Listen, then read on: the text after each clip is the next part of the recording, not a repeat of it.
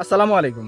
আমি এখন আছি বরিশাল শহরের রায়পয়সা মিয়াবাড়ি মসজিদে, যে মসজিদটি ইতিহাসের একটি সুন্দর নিদর্শন।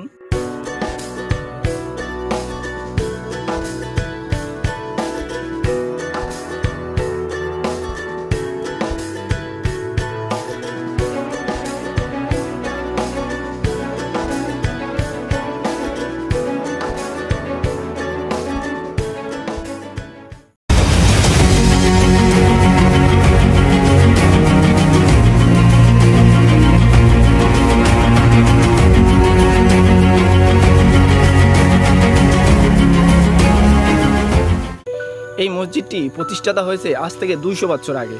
এই মসজিদটি প্রতিষ্ঠাকাল শুরু হয়েছে 1526 থেকে 1861 সাল পর্যন্ত। এটি মুঘল আমলের মসজিদ। এটার স্থাপত্য অনেক সুন্দর।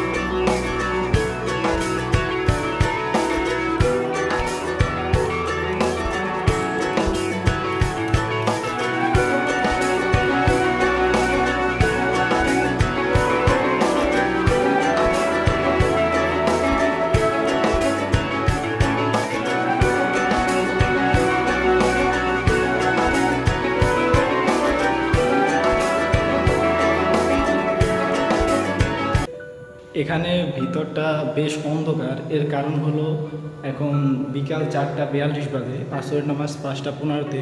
নামাজের আগে এখানে মসজিদ খোলা হয় না। আর মসজিদ খোলা হলে তাহলে এখানে আলো বাতাস প্রবেশ করে।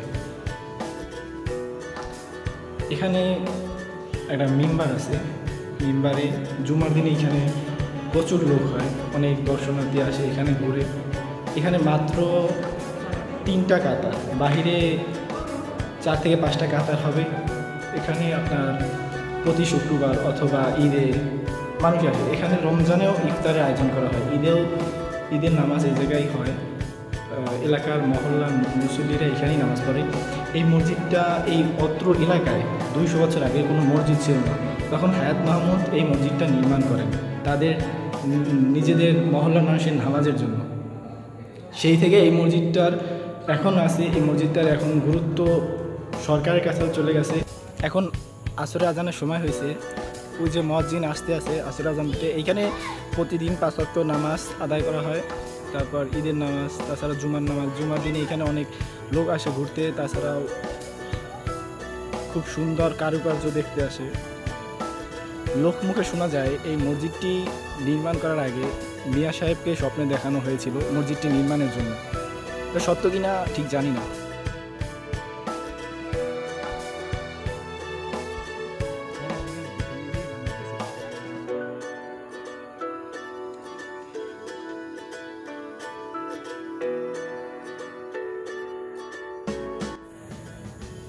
আমরা হয়তো ছোটোকাল থেকে এই সময় দেখিব যে সব ঘটনা তো আর কাহিনী আমরা জানি না। উনি মোগলের আমলের মসজিদ, মোগলের আমলের মসজিদ অনেক পুরানো। হ্যাঁ অনেক পুরানো। এই মোরা এই ছোটোকালস্তি এই দেখি এখন নামাজ পড়ি। এই তো আর নিচে একটা কবর নাকি ওইটা কাট দুইটা কয় বড় হ্যাঁ খেয়ার হ্যাঁ কোনো নেই, মানে বলতে পারেন কত শোনের যে হ্যাঁ কোনো। এই জায়গায় মুয়াজ্জিন আপনি? হ্যাঁ না জানবো। আর ইমাম আছে আলাদা? হ্যাঁ ইমাম আছে। এই জায়গায় কি ঈদের নামাজ, জুমার নামাজ এগুলো হয়? হ্যাঁ ঠিক আছে। তারপর রমজান মাসে ইফতারও হয়? হ্যাঁ। এই এলাকায় আশেপাশে আরো মসজিদ আছে? হ্যাঁ আছে, কবুলে একটা আছে, ওই এই এই জামালুদ্দিন বাড়ি যখন একটা আছে, আরিন্দি বাড়ি যখন একটা আছে, শেখখোলা খোলার মসজিদ একটা, ঘর একটা, ধারে ধারে আজকে অনেক মসজিদ আছে। এই অত্র এলাকায় সর্বপ্রথম মসজিদ এইটা? হ্যাঁ প্রায় 200 বছর আগে। এইটা পুরনো, অনেক পুরনো। মানে পুরো বরিশাল শহরের মধ্যে সবচেয়ে পুরনো মসজিদ এইটাই, বরিশাল শহর মসজিদ অনেক দূর, পুরো বরিশাল বিভাগের মধ্যে বিদেশটাও দেখতে অনেক। মসজিদটা সর্বপ্রথম যেভাবে নির্মাণ করা হয়েছে তারপর কি সেই রকমই এখন আছে নাকি না নতুন কাজ করছে? নতুন আবার সরকারের দায়িত্ব নিয়ে পরিষ্কার করছে, সুন্দর। হ্যাঁ আবার এবার দিয়ে লেখা করে না, এবার খুলনা নিয়ে আবার খুলনার যে লোকাল নিয়ে এই সুন্দর করছে।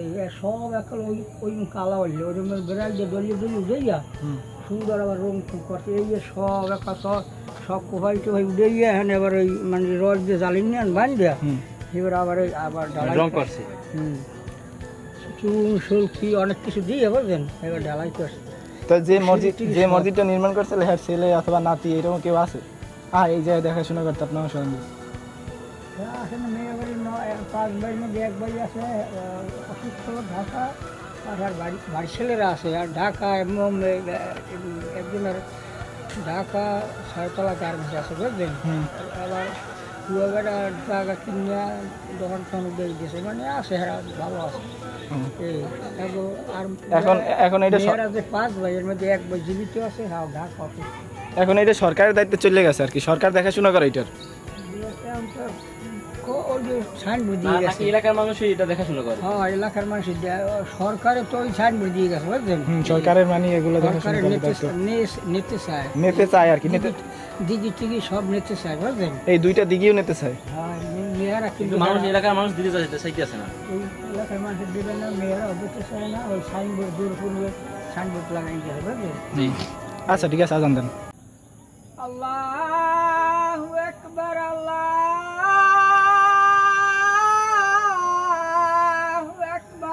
মসজিদের সামনেই বিশাল একটি কাঁঠাল গাছ আছে, তারপর আবার নতুন একটা পেঁপে গাছ লাগানো হয়েছে, মনে হয় মসজিদ কমিটির নাকি কাদের জানি না।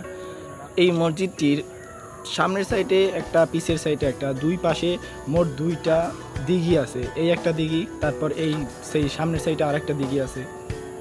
মসজিদটার এইটা আরও আকর্ষণীয় করে। এখানে শুধু আগে মসজিদ ছিল, এখন পাশে একটা স্কুলও করা হয়েছে, তারপর একটা মাদ্রাসাও করা হয়েছে। আপনারা যদি কখনো বরিশালে ঘুরতে আসেন তাহলে অবশ্যই মিয়াবাড়ি মসজিদটা ঘুরে দেখবেন। এখন বর্ষাকাল চলে, এই জন্য আবহাওয়াটা তেমন ভালো না, এই জন্য ক্যামেরায় তেমন ভালো আপনাদের দৃশ্যটা দেখাতে পারলাম না। এখানে সূর্যের আলো ভালো থাকলে তাহলে পরিবেশটা খুব সুন্দর দেখায়। তো ভিডিওটা এখানেই শেষ করছি। যদি ভিডিও ভালো লাগে তাহলে একটা লাইক করবেন, আর এরকম ভিডিও দেখতে চাইলে তাহলে আমার ইউটিউব চ্যানেলটা সাবস্ক্রাইব করবেন, আর ফেসবুক পেজটা ফলো দিয়ে রাখবেন। ইনশাআল্লাহ আবার নতুন কোনো ভিডিওতে দেখা হবে। আল্লাহ হাফেজ।